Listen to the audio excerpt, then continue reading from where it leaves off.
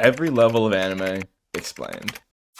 Level 1. Gunner Anime. These are the shows that you would only ever watch in a dark room with a bottle of lotion, hoping to dear God that no one tried walking in at that moment. These are the shows that you'd be shamed out of your family for even daring to indulge in. Some examples are like High School DxD, Chuhi Lips, and the godforsaken My Little Sister Can't Be This Cute. Okay, honestly, scratch the last one. This shit should be like level 0. If you watch My Little Sister Can't Be This Cute, you genuinely need to be buried under the psych ward, as you have no actual place in society. But back to the topic at hand. With how mentally handicapped we as a society have become to making literally everything on the internet sexual and goon heavy, this is just adding to the problem. And I already know there's gonna be some turbo gooners watching this video being like, well, actually, shows like High School DxD actually have deep, impactful plots where the characters go on empowering journeys to find their inner beauty. Like, no, little bro, I'm gonna stop you right there. Let's stop with the cope. I mean, for God's sake, this is literally the cover of Volume 3. Like, analyzing some of these scenes, are we sure there aren't mainly 2 reasons you're watching this slop? So yeah, there's not much to say about Level 1. These are mainly the shows non-anime watchers think anime is. And it's not just bad from an artistic point of view, it's literally contributing to the downfall of our goon-addicted society. So if you watch any of these, I truly beg you to seek God and go outside and get a nice fistful of grass. Level 2. Slop Anime. Now, moving into level 2, we go to by far the section with the most amount of anime in it. It's all the tier 7 slop anime that seemingly gets pushed out of a conveyor belt, and maybe 6 people in total watch it. One great example where I watched the first episode a long time ago because it was being memed is Reborn as a Vending Machine. I now wander the dungeon. Like, genuinely, what is this? I guess Japan will make a show about fucking anything these days. What's next? I was reborn as toilet paper and I'm forced to clean hairy assholes for eternity? Like, this shit is so brain dead, man. And what's crazier? This show got a 2nd season. What? Is there actually a market for this shit? I simply don't understand who's actually spending their free time consuming this. And I mean, according to IMDb, it seems no one's watching it.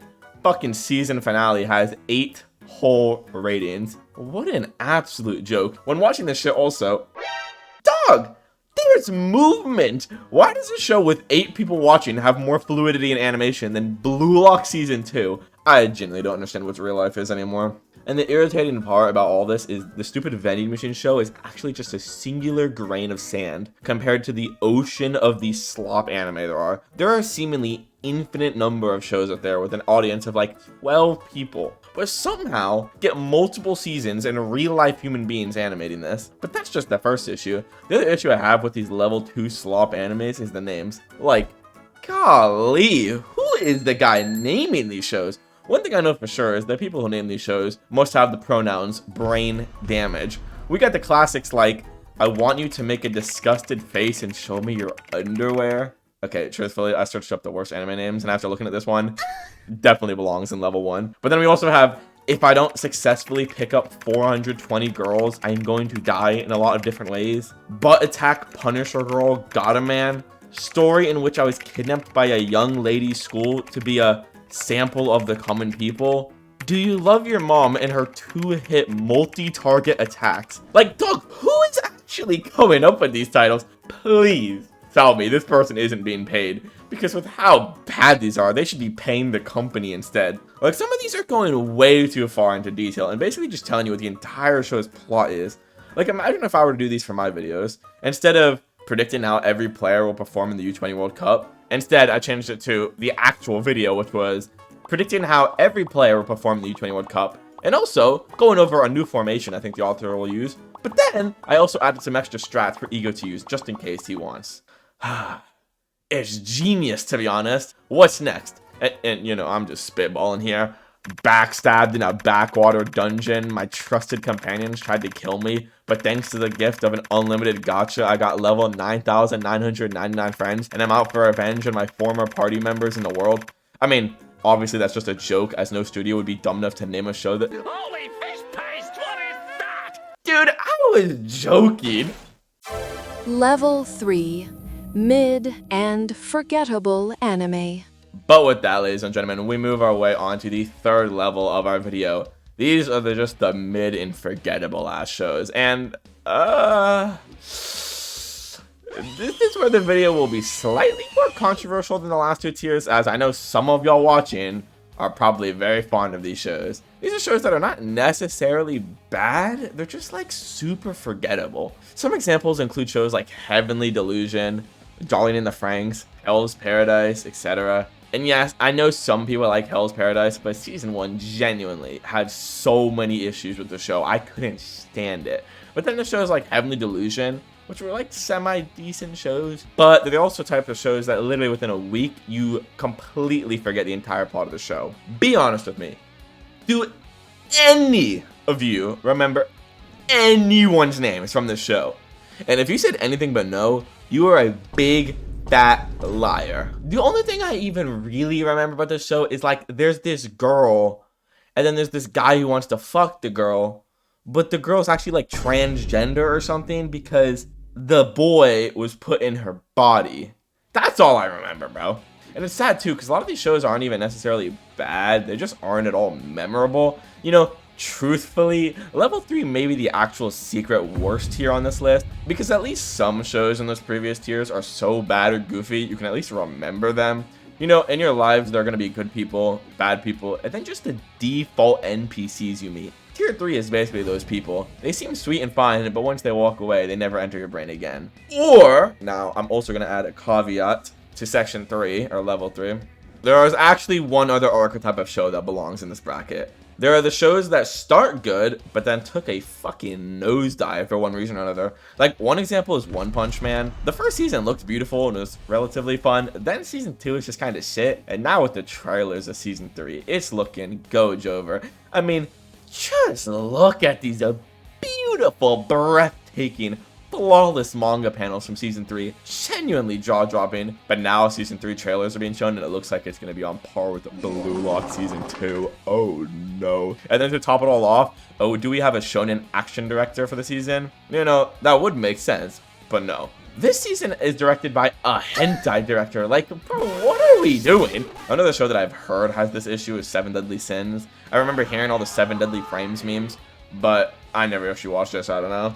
But honestly, the actual worst example of them all, and I just know people are going to cry in the comments about this, but Chainsaw Man went from so peak to genuinely so fucking atrociously dog shit. Now, I won't really spoil anything for anyone who hasn't read the manga, but part 1 of the manga was actually so fun and interesting with insane fight scenes, cool panels, great characters, and then, oh no, part 2 is actually so bad I dropped it. You know how bad a manga has to be for me to drop it? I have never dropped any manga before in my life before I met Chainsaw Man. I've actually tried to read part 2 like 3 or 4 separate times, and no matter how hard I try, I cannot remember a single character's name or what's even happening. Part 2 of Chainsaw Man is so unbelievably boring and just like flavorless. First of all, I don't even know who the main villain in part 2 is. The fights are somehow significantly worse than part 1.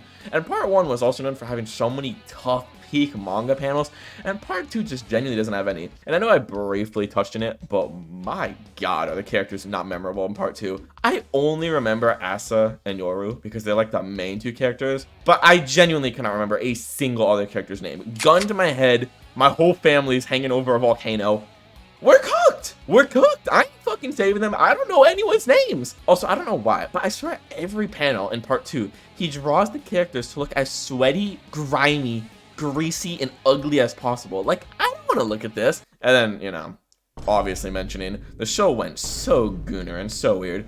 People will defend this and be like, no, actually, you have no reading comprehension. The show is showing what male sexual assault looks like. Shut your I don't care. It's weird and goofy. Get out my face. I don't know, man. It's just truly sad. Chainsaw Man Part 1 was actually shaping up to be one of my favorite mangas of all time. But holy shit, is Part 2 bad. But yes, with that rant finished, that neatly finishes the level 3 animes. Either shows that are mid and unmemorable, or shows that fell off real badly. Level 4. Enjoyable, but lacking substance. Now, before anyone says anything, from level 4 onward, I think it's perfectly acceptable to consider any one of these shows peak, if you really enjoy it. I'm more just looking at these shows through a hypercritical magnifying glass. These are the shows that are genuinely super exciting or fun, but as an actual story, it doesn't really give you anything. Some examples are shows like Baki, and especially with the new super popular Solo Leveling. These shows are really only designed to do one thing, that's to strictly entertain you without any of your brain cells having to be firing at all. Baki is straight up one of the goofiest shows I've ever watched in my life. Oh no. But that's what makes it so peak. Baki characters will do some of the craziest shit you'll ever see. From Yujiro walking through glass, to Jack having a questionable bite off with Pickle, and even people pissing on each other. Huh? This is definitely R. Kelly's favorite show. Thank you. I'll be here all day. Then, obviously, characters like Retsu running across water or perfectly walking behind guards. This show is actually one of the most fun times you'll ever have with anime. There's just so many great scenes to choose from. Like Baki about to lose his virginity when this happens. And you're gonna look directly into the eyes of your dad. If you want to get stronger, do it. Morning, noon, and night, do it.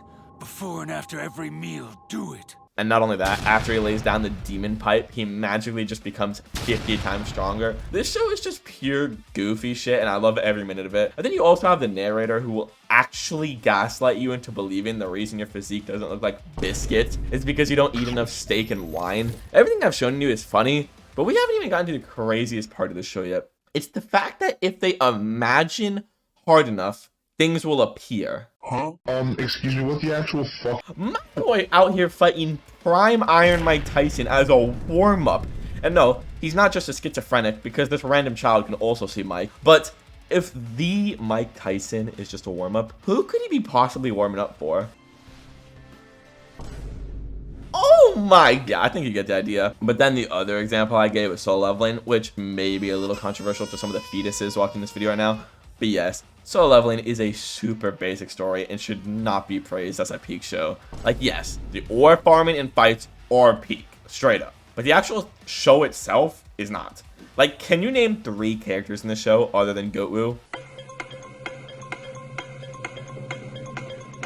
I didn't think so. And no, his shadows don't count. The writing in Solo Leveling peaked in episode 2, which is not a good sign, during Jingwoo's speech, but then literally right after he gets the tiniest bit of strength, all the depth to his character seemingly instantly vanishes. It's pretty funny. Like, you'd think it would be like a deep story of some guy who's abused his whole life as being the weakest, becoming the strongest, seeing how he deals with it, and seeing him talk about it or think about it. No, you don't really get that. He instantly goes from beta male with character to ore farming god with genuinely no depth. It's actually kind of sad because all the other elements of the show are actually so amazing. But the truth is, it's okay if the show isn't that deep. I don't think the author really cared to write a super deep story that will have you contemplating the themes and messages after you finish it. Solo Leveling is just the type of show you boot up after a long 15-hour shift at the factory. You just want to grab a beer and cheer at the screen without having to use any extra brain power than the absolute bare minimum. And honestly, that's okay. It only tries to do one thing, and that one thing it does, it knocks it out of the park. But because of that, I also realistically can't put any higher. So yeah, to recap, level 4 are the shows that are mainly super fun, but at the same time, they just don't have any depth to them. Level 5. Super fun and memorable. Now entering level 5, we have the shows that are genuinely so much fun to watch, but also have a good solid amount of substance and writing to them on top of it. For this category, we have a lot of the heavy hitter popular shows like Dragon Ball, Naruto, Bleach, One Piece, Demon Slayer, Haikyuu, JJK, and many, many more. Honest to God, this is where a lot of the mainstream animes end up. These are the shows that if you talk to any anime fan, they've probably seen a good handful of these. Now, for any of you already crying about how your favorite show is in this tier and about how One Piece deserves level 8, let me first off just explain to you why these shows are where they are. First off, Demon Slayer, probably the actual lowest out of the shows I just mentioned. I do think it's a step up from Solo Leveling in the actual storytelling department, but the show itself is still fairly basic, although I don't think basic is bad. Demon Slayer's animation and level of hype is truly an amazing sight to behold. The recent movie is, I think, projected to surpass over like $700 million, and with how peak that shit was, I believe it fully deserves it. And unlike Solo Leveling, it's far, far more memorable. Just wait for some of the deaths we're gonna see in the next 2 movies. Y'all will have night terrors remembering how sad this shit is for years to come. But truthfully, I know what people will be most mad about in this tier, It's, how is my peak ass show like a One Piece on the same level as a basic ass show like Demon Slayer? And here's the real problem with these older long ass shows. The pacing is truthfully atrocious. And I couldn't in good faith put these shows in tier 6 or higher. One of the most popular shows of all time, One Piece, literally has a second version called One Piece that cuts out all the unnecessary filler because they're just so fucking much. Same could be said about Dragon Ball, Naruto, etc. Like, yeah, these shows are iconic, but as an actual show, we cannot ignore how atrocious pacing was back in the day. If you didn't grow up with it, or are not a very extremely patient person, they are hard shows to get the newer anime fans into trying. But if you watch any of these shows, they will definitely be super fun and memorable, no doubt. Now, once again, me saying these shows are only level 5 to 7 doesn't mean you're allowed to absolutely love them or put it as your favorite show of all time. For example, the Dragon Ball series has so many glaring issues, but it's genuinely one of my favorite franchises of all time for creating some of the most insanely hype moments in all of human fiction. Like, I have a friend who loves One Piece and unironically told me, bro, trust me, after around the 400th episode, it starts getting peak. Like, I'm sorry, get that shit out of my face. I hate when anime fans say there being too many episodes is not an excuse to not watch the show.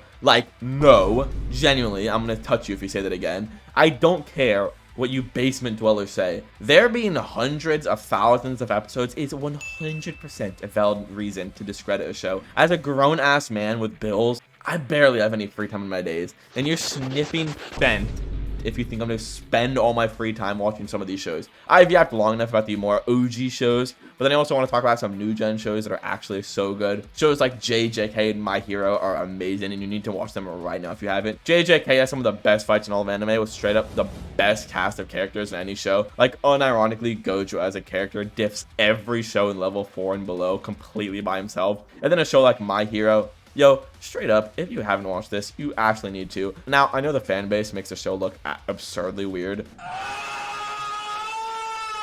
but if you ignore those monkeys, you'll truly unlock your third eye with how good this shit is. And with the final season right around the corner, now's the time to start watching.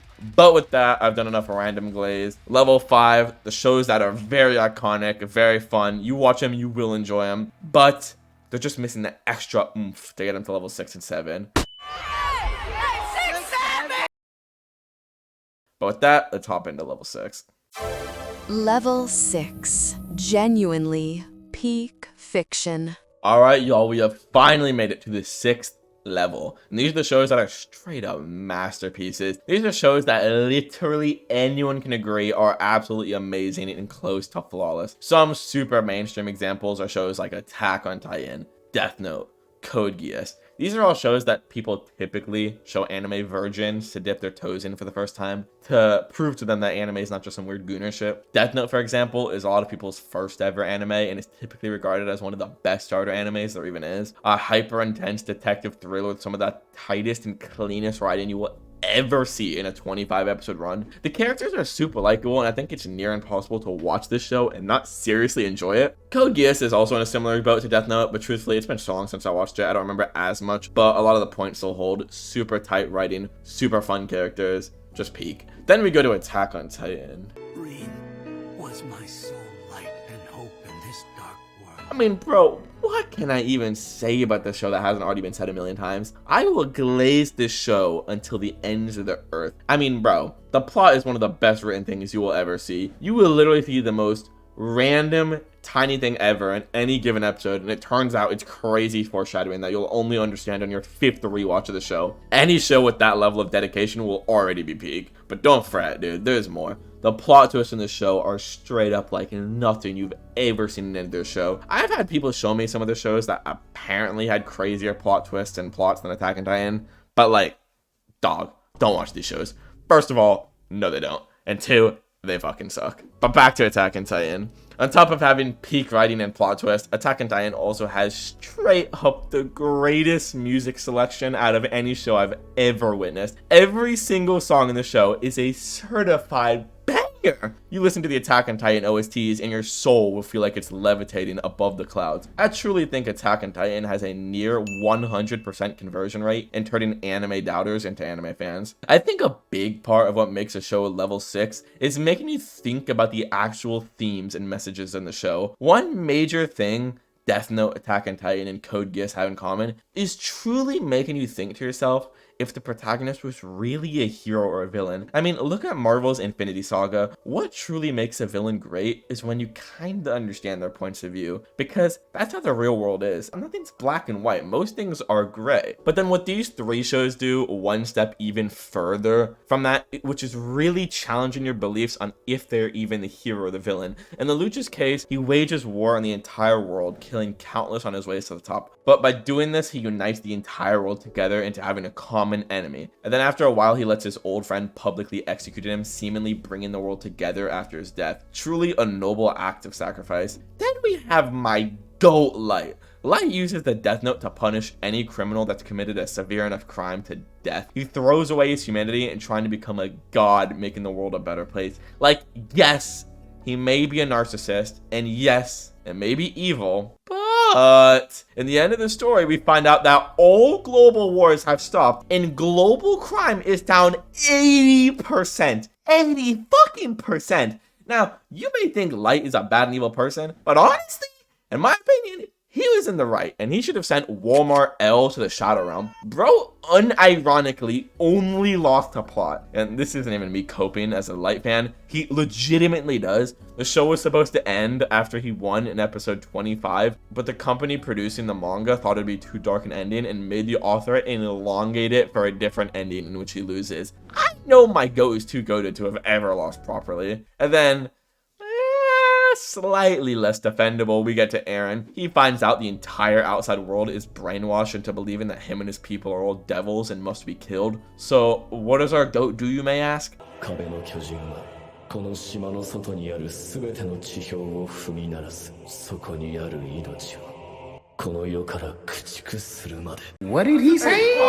I beg your pardon? He wages war on the entire fucking planet, flattening 80% of all of humanity, because in his mind, people can't be racist if there's only one race. And I mean, he's not wrong. Like, he's not really wrong, especially considering the world waged war on them first. Now, sadly for Eren's plan, he couldn't really differentiate between actual enemies and normal citizens, so that's where the debate comes in, if he really was the hero or villain of the story. I mean, Crunchyroll literally nominated him as the best protagonist and best antagonist of that year, to paint a good picture. But when debates about morality come in the picture, it really what elevates a show to level 6. It's a show that ascends past just fiction and enters the real world sphere of morality. These shows really make you question your morals and ethics, and after watching them, those questions will stay in your brain for as long as you live. Death Note came out nearly 20 years ago, and people are still to this day debating if he was in the right or wrong. Any show with that much staying power and that much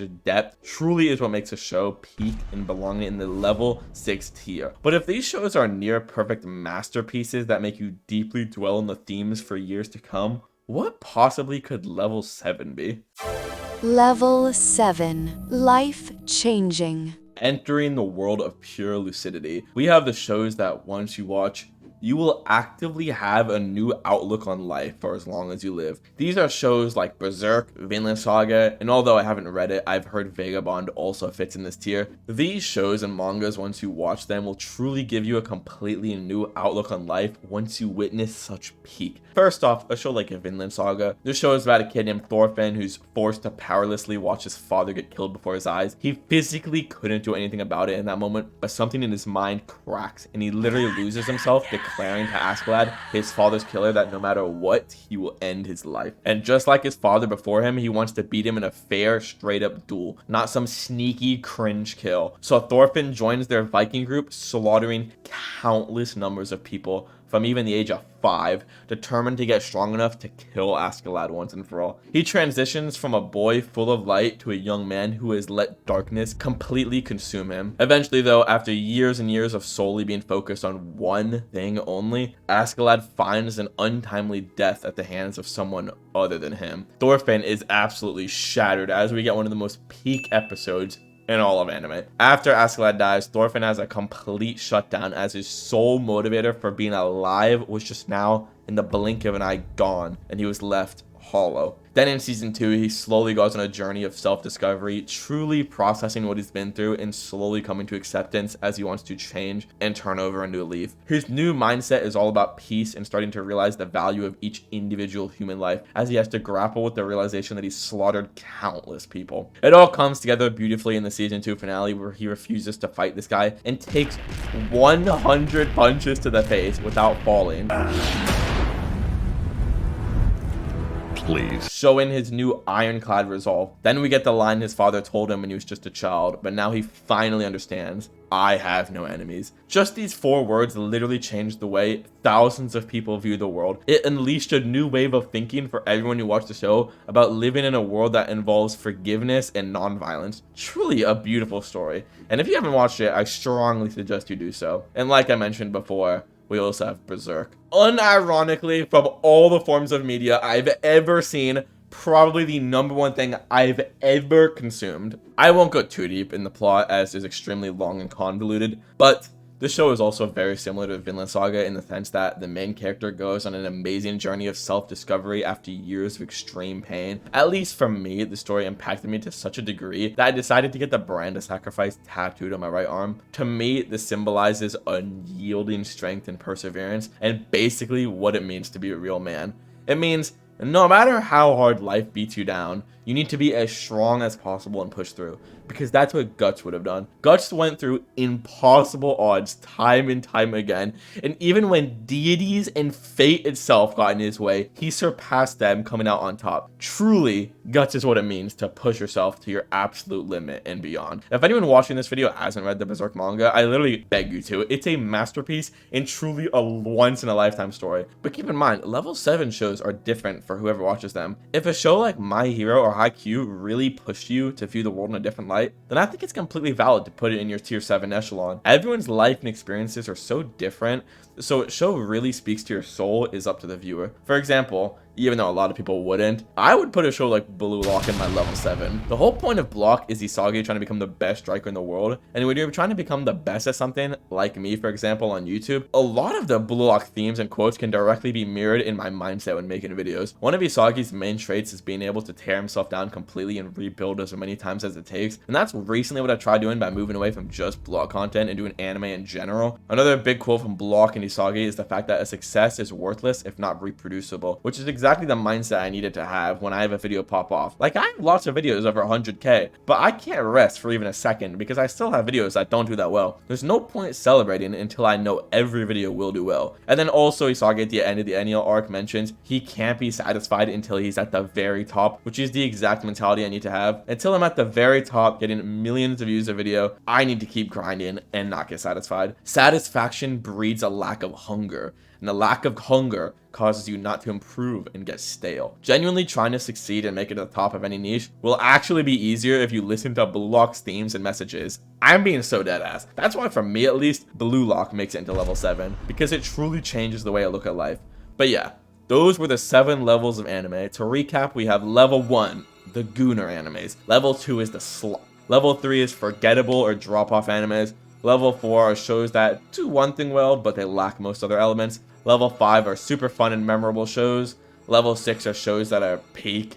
And then finally, level 7 are shows that unironically change the fundamental way you view the world. If you guys really like this video, I'll do a 7 levels of anime characters video also, so just let me know. But yeah, hopefully you all enjoyed where you can subscribe, as having a higher subscriber count is how I base my self-worth. And yeah, I'll see you guys in the next one. Peace.